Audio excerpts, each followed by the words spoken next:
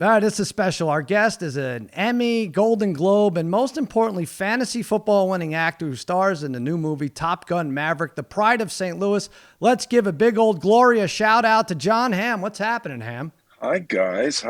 Exciting times. Here we are. We're living through some exciting times. Yeah, well, we're barely living through it, but yes. And I should point out, you're basically zooming in here to taunt Dave because your Cardinals beat his Pirates 18-4 yesterday. Was that the final count? It was 18-4. I think that it was. They got mercy rule, David. That was. You're not going to get me down. Listen, Hamm. I hope. I just said. I hope that to shame the Pirates, that Yadier Molina starts the next game. That's the only thing. Like, they've really got to go far because apparently Pirates ownership refuses to wake up and spend money like a Major League Baseball team should. I would like to ask you when the last time you were excited about the Pirates was. I'm going to go with 2013, maybe, when the Cardinals bounced them out of the playoffs. Quite some time, but listen. Well, listen, he was excited when they scored 4 runs in the 9th yesterday to cut it to 18-4. That must have been, you weren't getting shut out. That was Take that, Yadier Molina. Don't bring that weak-ass crap at us now. Listen, more importantly right now, your St. Louis Blues are battling. Yes. I feel like that people, listen, if they lose tonight, then I guess this point is invalidated. But do you feel like COVID or whatever else got in the way of the St. Louis Blues, and there's a fair amount of disrespect for their place in these playoffs here? I mean, the Avs people assume are going to walk past them or skate past them, as it were, but the Blues won the Stanley Cup, and they still have many of those core guys still there. What's your excitement level now for your team? It's very high. I think you're correct. I think that there is a ridiculous underestimation of how good this Blues team is and has been for some time. COVID happened and it was unfortunate. The people forget that Blues were leading the league in points when the lockdown happened. I in fact went to the Blues game in Anaheim the day before the world stopped, and the Blues cleaned the floor with Anaheim. They beat them, I think, 4-1 or something. It was a great game. So it was unfortunate, and I think that you're correct in saying that this team has a tremendous amount of those core players still there. They have a tremendous amount of experience. I think people are essentially giving this series to the Avalanche, and I think they're giving them the entire Stanley Cup. And as we've seen, those of us who actually enjoy watching hockey, we've seen things like this happen before. We saw it with the Lightning a few years back when they won the President's Trophy and then got swept out of the first round by the Columbus Blue Jackets. It was like, you know what? You have to win 4 games. That's how it works. That's the rule. They don't give it to you if you win 1. They don't give it to you if you're really good. You just have to win 4 games. Actually, I'm reading they just changed that rule. The Avs are advancing with 2 wins. 2-1. Yeah, sorry, buddy. It sucks for Blues fans. Hey, I do want to say, big Blues fans, obviously the Blues rallying song is Gloria. Do you think, in your estimate, to give this some thought, if she were still alive, do you think you would have had sex with Laura Branigan by now? I think you would have had to, right? When though? In the 80s when I was 13. All right, so now that's a great thing. Yes, when do you guys cross over? What's your crossover year, you and Laura Branigan? Because you're too young in the 80s, probably. Exactly. Right? I would have had to have been of age. Yes. Okay.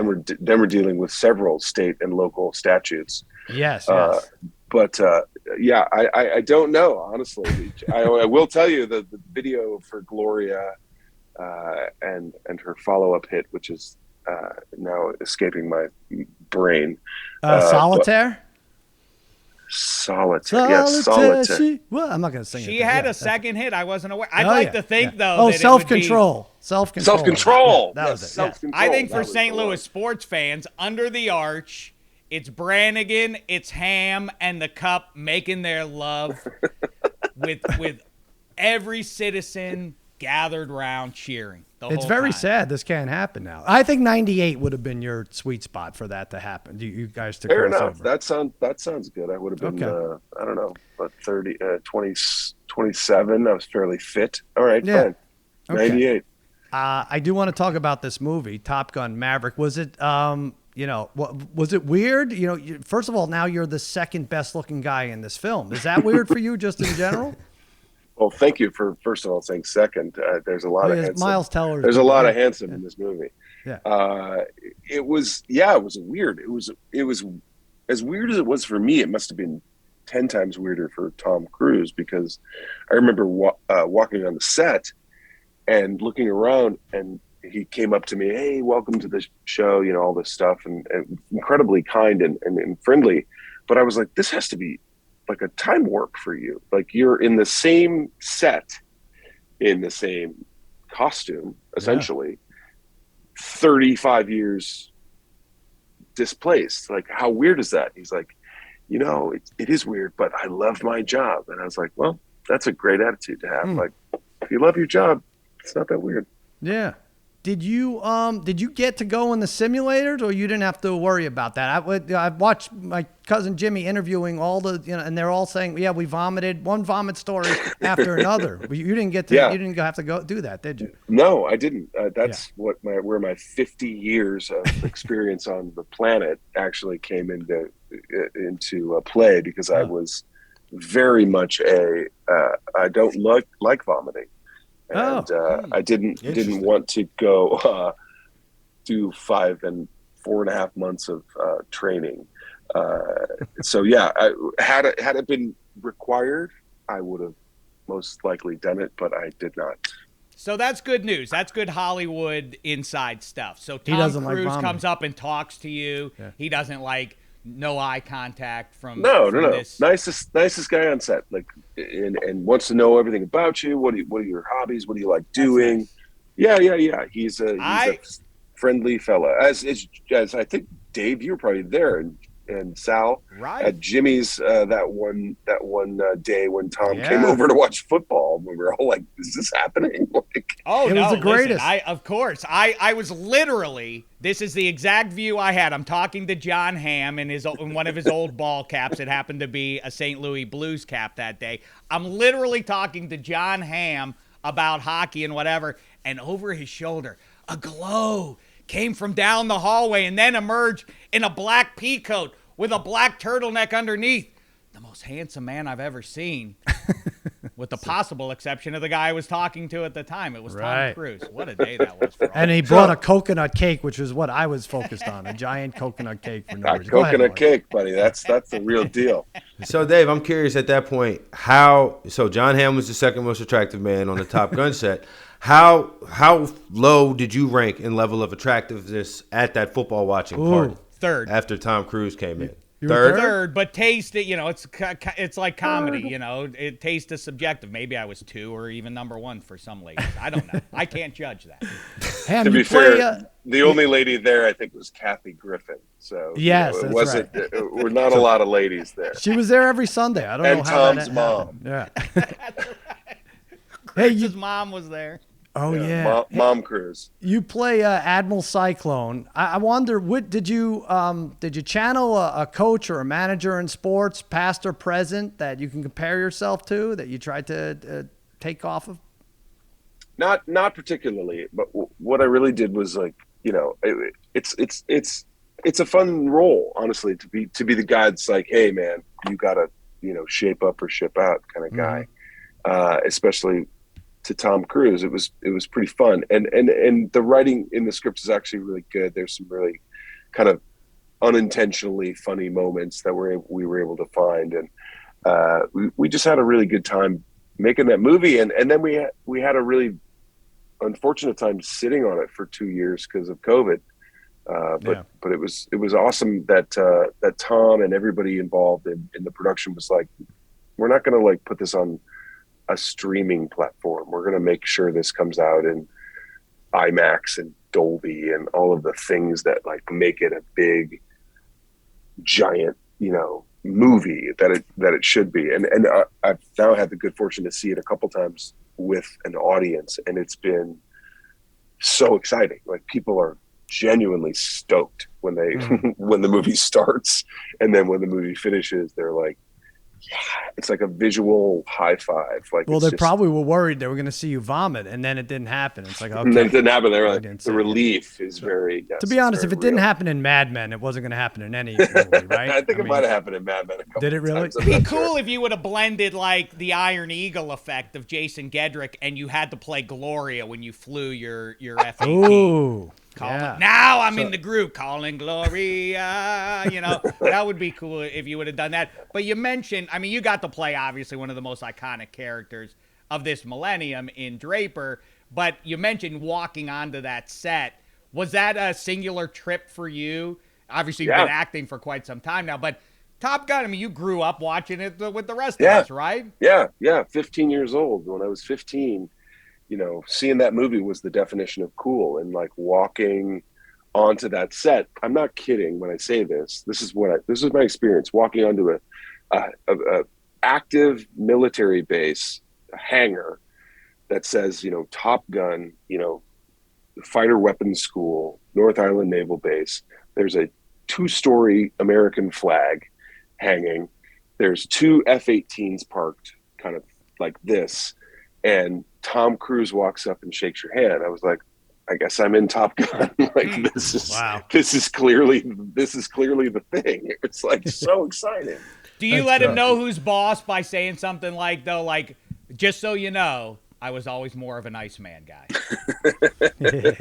Yeah, no, I did not do that. Okay. It was very much, you know, I will say this about Tom, and it's you guys know, having met him, it is a singular experience meeting a movie star like that, because he's very aware that he is a movie star, but he's also very kind. Like he's a friendly person, and that kind of energy is very nice to be around. So no, I did not. I didn't do the Trump thing where you shake hands and like pull your hand in, or there were no like, you know, there were no like games. I did not employ any gamesmanship. It was just very, very, I was very humbled and happy to be a part of the experience. So you just mentioned that, you know, you didn't want Top Gun to come out on streamers, and I get that. You want people to go see it in the movies, but is it personal between you and Apple TV? Because, you know, you had the What About Ham commercial, and I was in agreement. Like, Don Draper's my favorite TV character of all time, so I was like, where is he at? Hey, that's a fact. I told Scott Holmes that years ago. But really? I just felt you would have been perfectly cast as one of the people who was like running the Severance office. Not one of the people who worked there, like was coming in and out, but one of the people who was running it. I felt you would have been perfect for that. So I just need to know, is it actual beef between you and Apple TV, or is that at this point, I guess. I mean, I don't know. There's no other logical explanation. Yeah. I never met Steve Jobs. Rest in peace. I don't. You know, I enjoy apples. I have an iPhone. I don't know what. I don't know what. Are you on a Windows or something? Like, what's going on? Exactly. That's not. I don't know. I have to get on the Google platforms. You won't ever get on Twitter, huh? I mean, good for you at this point. Yeah. Yeah. No. I was fortunate enough to like get famous right before all that stuff happened. Yeah. Twitter started in 2007 and Instagram in like 2010. And I was like, I don't know, this seems like a lot of work that I don't get paid for. So I was kind of like, I'd rather do the jobs that I get paid for. Makes sense. And also, as we've seen, whether it's Kevin Hart or fill in the blank, literally at this point, fill in the blank, it just feels like an unnecessary way to get yourself in trouble that nobody really needs. Yeah, you're running across 4 lanes of traffic every single day. Every day. That's stupid. Like, what's the point? Here's a way to get yourself into trouble is to join in a fantasy football league in which actually we joined it prior to the diabolical Sal decided that we should punctuate each season with the champion kicking out somebody at the start of the next season. You won the last season. I did. So that means you have kick-out privileges. I do. You know, Sal likes to wager. Marty likes to wager. Any leanings here or there that you might? I know exactly who's leaving. Do you really? do? You already Wow. made your determination. Yeah, Trevor and I have already discussed it. Really? So Trevor's your part. You guys won, and so no, it would seem that it would be easy just to kick out the person who lost the trophy. That would be, and Dave lost the trophy years ago. That would seem easy. Right? You're gonna use this space now to try and sacred space. Him. No, I'm saying he's already made that his decision. He said, "What are you going to talk?" That might not be the way to go. I'm saying I wonder if he has other thoughts. So you really know right now. Oh yeah. Can you give us a clue as to will there be a Ham's already hoisted the greatest trophy of them all. Yes, the Stanley Cup. He's literally drank from the Stanley Cup. He didn't lose it though. You didn't lose it, right? When you had it in your that dumb trophy. You didn't put it in your trunk and lose it like Dave did. No, I did. Okay. I did not lose the trophy like Dave. Oh, okay. I did drink from the cup. I drank Bud Light out of the Stanley Cup from the Bud Light brewery in St. Louis, Missouri. I hoisted the cup underneath the Gateway Arch. I've had a lot of trophy moments. It was very exciting. But I will say that this is up there. This is when in fact, and I may or may not be there. I might be working. I'm not sure what my schedule stop. is. Will you be there already? Listen. Listen, I've been on the other end. I've been on the receiving end of being bounced out of the league. You have, as you both know. I came, and he drank a Bud Light there too. He did. Win or lose, Bud Light's always there. You were late because I believe it was the first episode of Mad Men that you were directing. Yes, I was directing. I came in hot from directing the show. Opened my laptop, was informed that you're out, and closed my laptop, finished my beer. It sucks.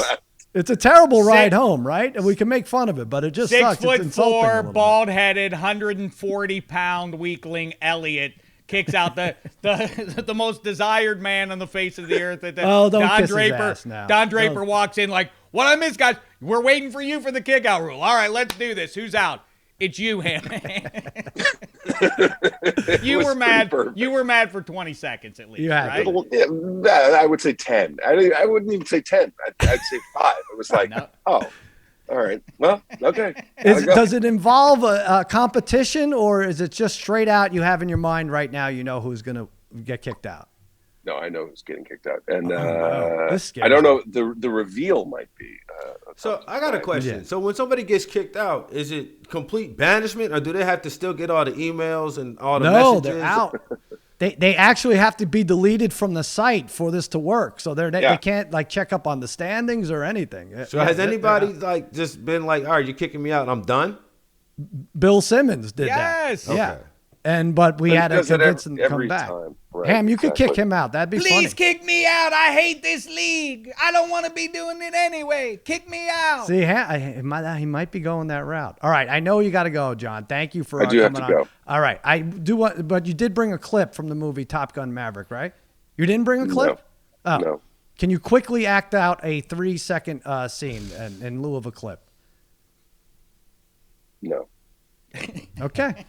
The question is, was that a 3-second scene? I think that was 3 seconds. He probably says no at some point. Yeah, at some point I do say no. Top Gun Maverick. It is this Friday, right? The 27th? Yeah, Friday the 27th. Go see it, big and loud, IMAX if you can. It's the best movie this summer. You're gonna great reviews, man. Love it. Muzzle you're gonna love it. Great reviews. Very exciting. I will go. Thank you, David. Martin will go, and Sheck will go, despite the fact that he's getting kicked out the last week in August or early September, one way or another. Oh, please kick out Sheck. He lost the trophy. Thanks, Sam. I appreciate it. Love you guys. All right. Thanks for having me. Take care, pal. We'll talk soon. All right. Good times. Go Blues.